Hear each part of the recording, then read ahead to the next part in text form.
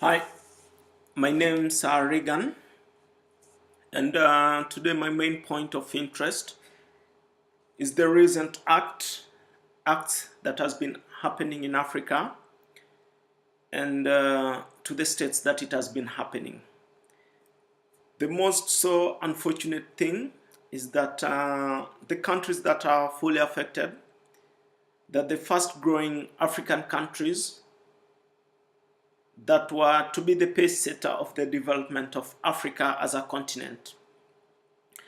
First was the intrusion of the Boko Haram into Nigeria that led to lots of loss of life, that led to the mismanagement of time, resources, and energy.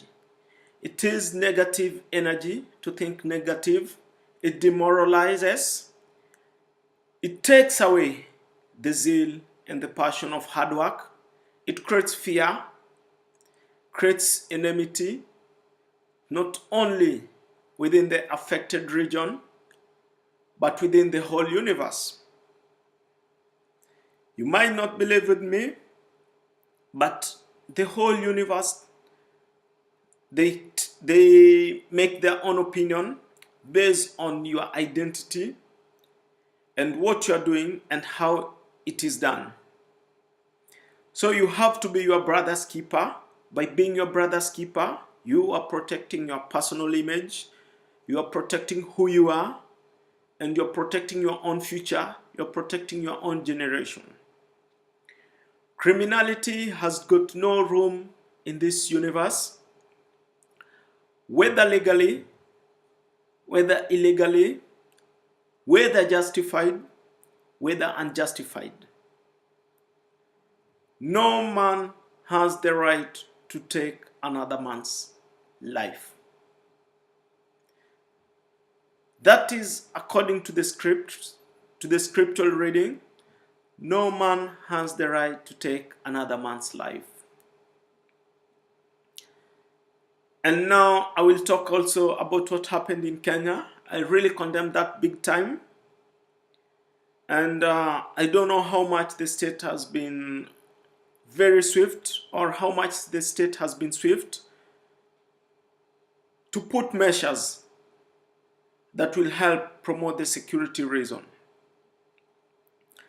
In South Africa, it's the same act. I personally term that act as a part of terrorism, irrespective of how it happened, where it happened, when it happened, or the reasons why it happened. Every person has a personal responsibility to ensure they work hard, they look for any other possible chances to make their life better, as long as you don't infringe in the act of human rights. Every human who works, I want to tell you, South Africa, he deserves that job as equally as you deserve it, as equally as you had the opinion they are denying you the chance to have that job. But the biggest question is, did you also think personally he deserved as equally as a right to live as you deserved as equally the chance to get the job that he has at your personal expense?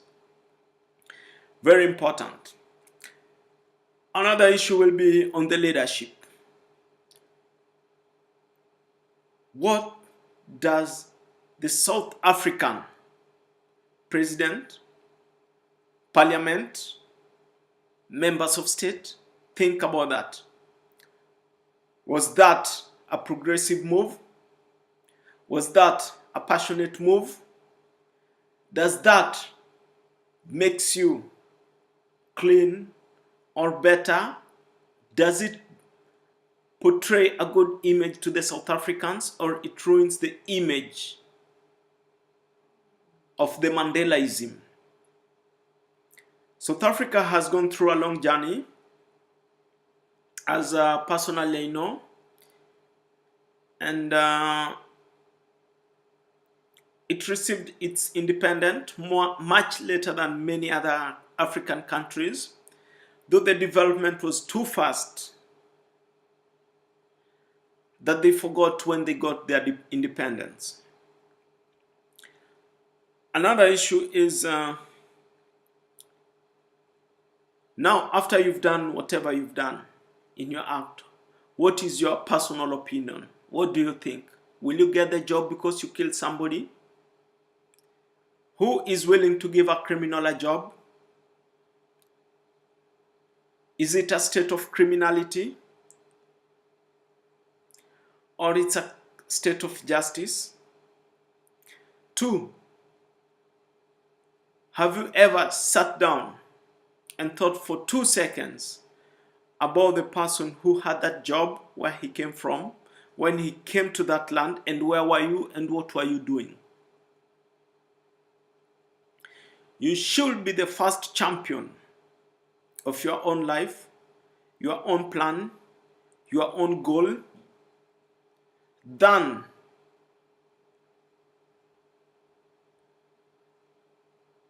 a person who wants to ruin another person's life. Was it positive? Was it worth?